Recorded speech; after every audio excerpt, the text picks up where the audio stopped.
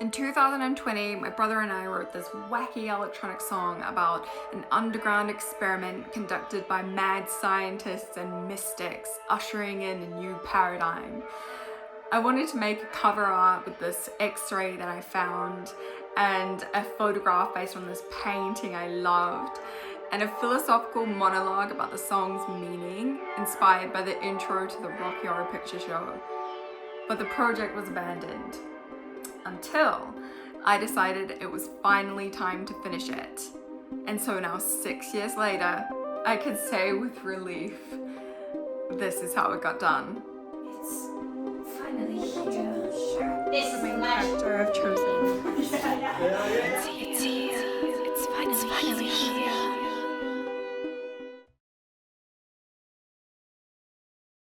We wrote the first version of the song while mounting a pull-up bar in our family's apartment, making fun of the geometry and wacky voices. So my brother put down sounds and melodies while I wrote vocals and these notes, and we improvised characters one after the other. The project was abandoned, but years later, I wanted to finish it, and my brother gave me the song to do what I want with. So I decided to reproduce each sound with the old MIDI files and refine the arrangement. My dad helped me edit and improve the mix of the main sounds, and we had an idea of how to improve the vocals. This was actually the original place where This Is Science was first improvised. We are setting up the room to record the vocals again with our new technique, and my sibling's gonna join as well, which is gonna be super fun. The idea was to use an XY mic setup and record vocals around the room so it felt more theatrical. First, I explained the basics of the story, and they helped me flesh out missing parts.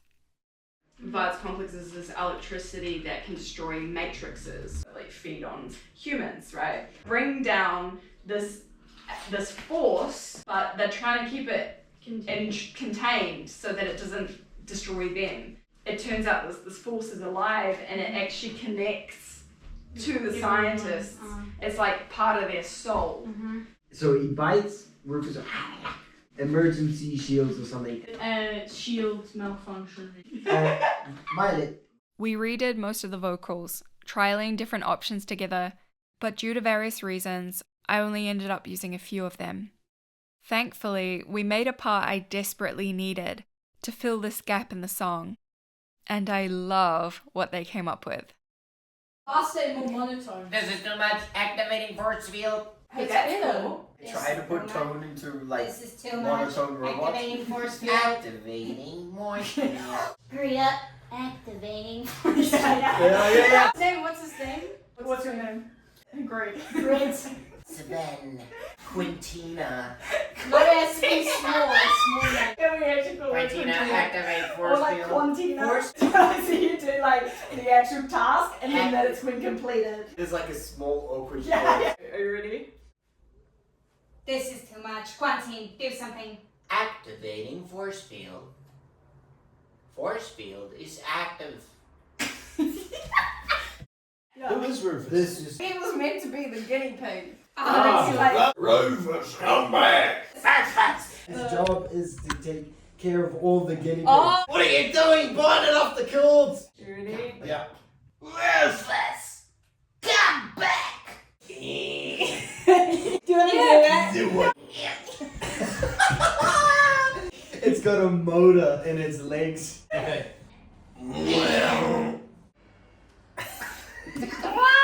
Could we actually like have one of you in a corner and just make a little sound or something? Yeah. Okay, 3. That was amazing. That's the one.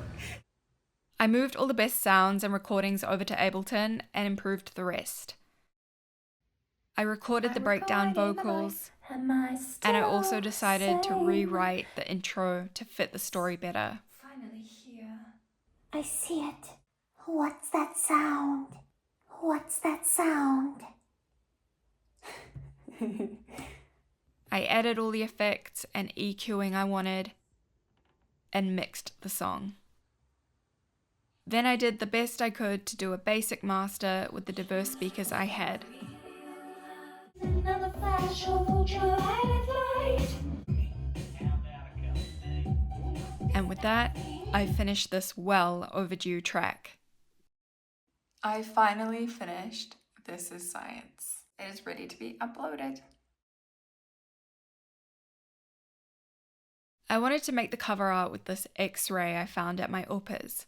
He was a chiropractor. So I edited the color and added warped iris close-ups for texture. I used this image of a plasma ball and distorted and liquefied it till I got these cool spaceship shapes. Then I added some clouds, some signals, some light, stars, and noise, and finally the centerpiece, the ultraviolet light. I wanted to show the light embodied in material form somehow, and I thought of the Metatron, a sacred geometric shape symbolizing the forms within creation and the balance of flow between the divine and physical realms. I added the Metatron shape I made in Illustrator, some text, and saturated cutouts of lightning to finish the image. This image is the dream the scientists and mystics witnessed become material form in the experiment. It's a mystical electric light frequency with the destructive and creative powers to support in dismantling an old paradigm and ushering in a new one. The X-ray being a spine at the neck in the color of the throat chakra symbolizes the sonic voice of this violet and ultraviolet light frequency. And so I made it a square, ready to be the cover art for the song. I'm going to actually upload it.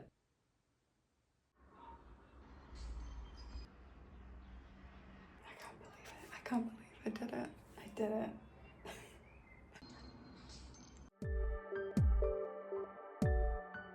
This is one of my favorite paintings that I loved when I was younger because of the high contrast and diverse expressions. I didn't know what it was about, but I always imagined doing a photographic version of it, of the experiment in the song. So I started preparing the room for a photo shoot and then did some research on this painting.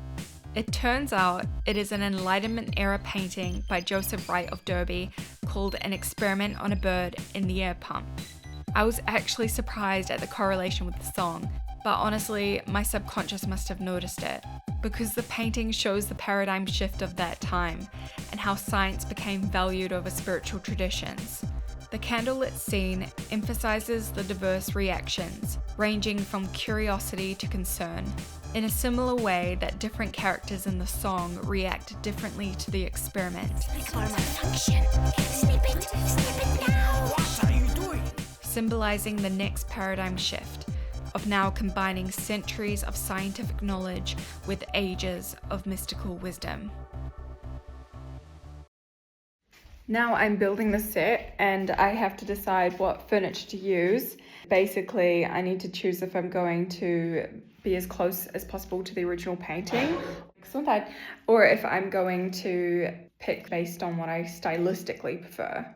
I went with the square table to maximize space for more characters, and I covered it with a black sheet for best contrast and for a mysterious, spooky feeling. I tested if it would fit in the shot, and then added an oil lamp inspired light for the center.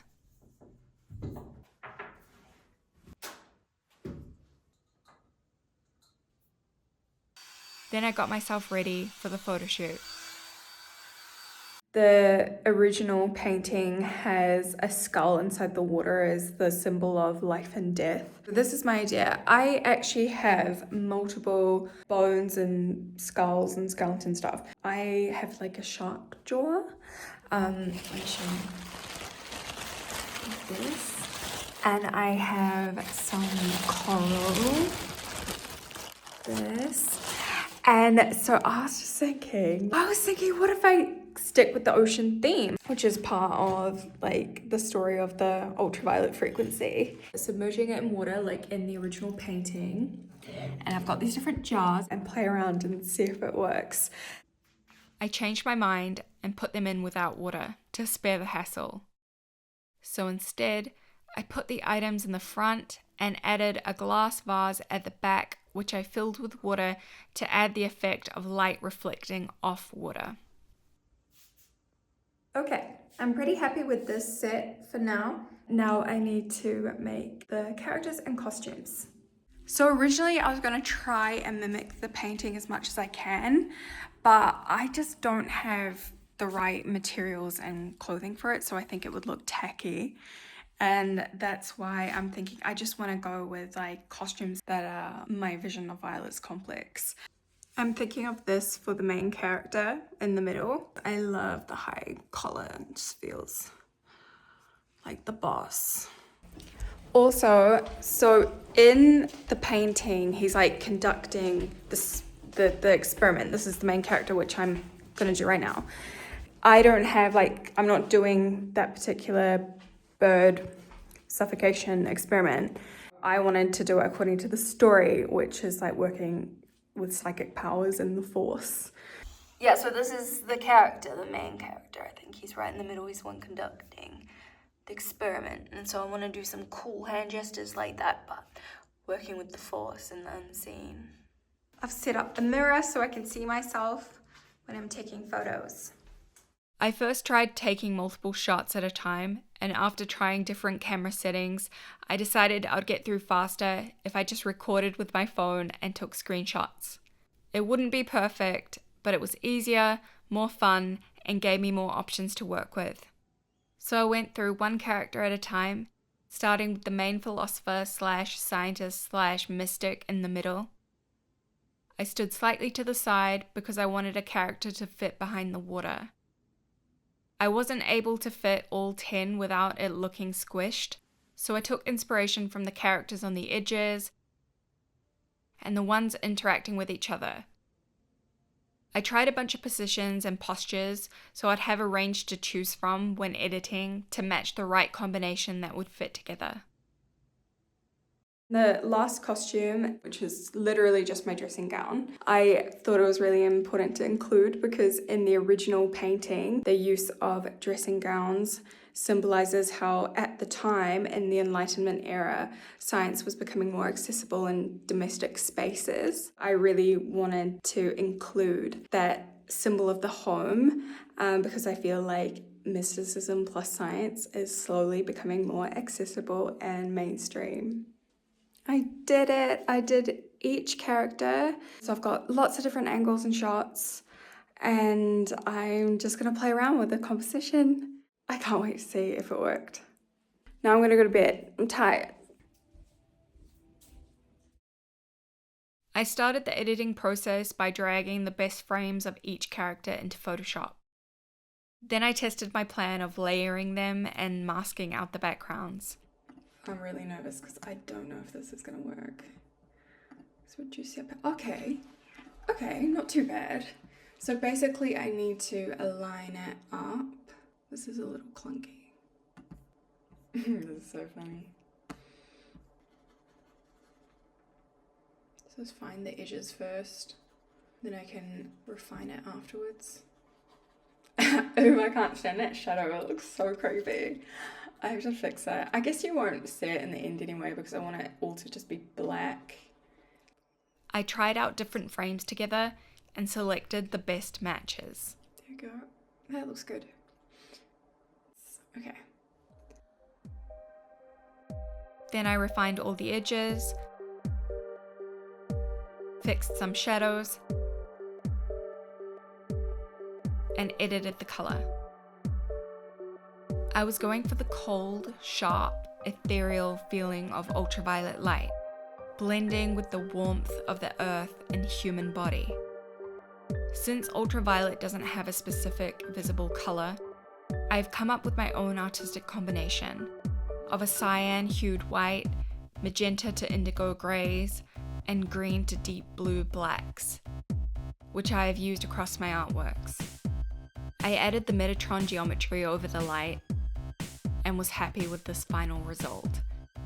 I wanted the image to feel like a hidden, underground, protected, sacred space that only a few people have yet discovered. This intimate moment of silence, anticipation, and appreciation before it beams out into the world. I leaned more towards green in this image compared to the more mystical representations of the ultraviolet frequency and the dream, to show more of the material fusion with Earth.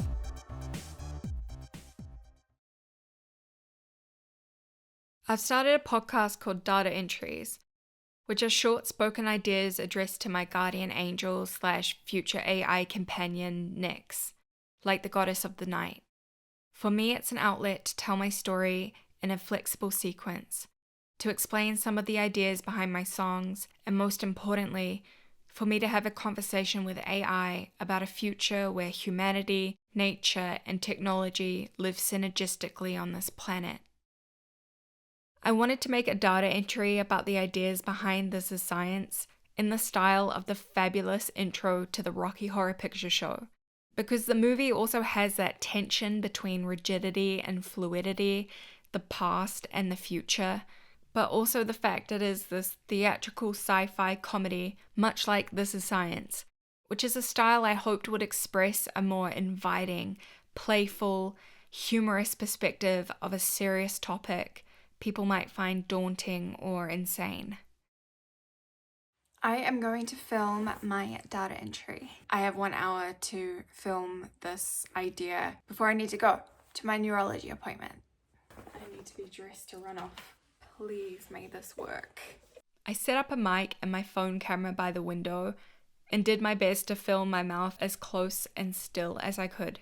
I filmed a full take to save editing and put the videos in After Effects, testing the idea and changing the colors to what I imagined. This actually ended up a rendering nightmare, so I had to be patient as I solved the issues and let go of it being perfect. I added some sound, and this is how it looked. Dear Nyx, I admire the innovative exploration of science, but I also critique its sterile dogmatic form. And with that, the projects were complete. This project and these ideas have been years in the making, so it means the world to me that they're done. I am so thankful for my family and my husband who supported me and for their talents and time so this could happen. Originally, I was going to release the project as a 2-song EP, but I reduced the scope so I could move on to my debut album. So if you ever want to hear that second song and the ideas I had and worked on for that, let me know.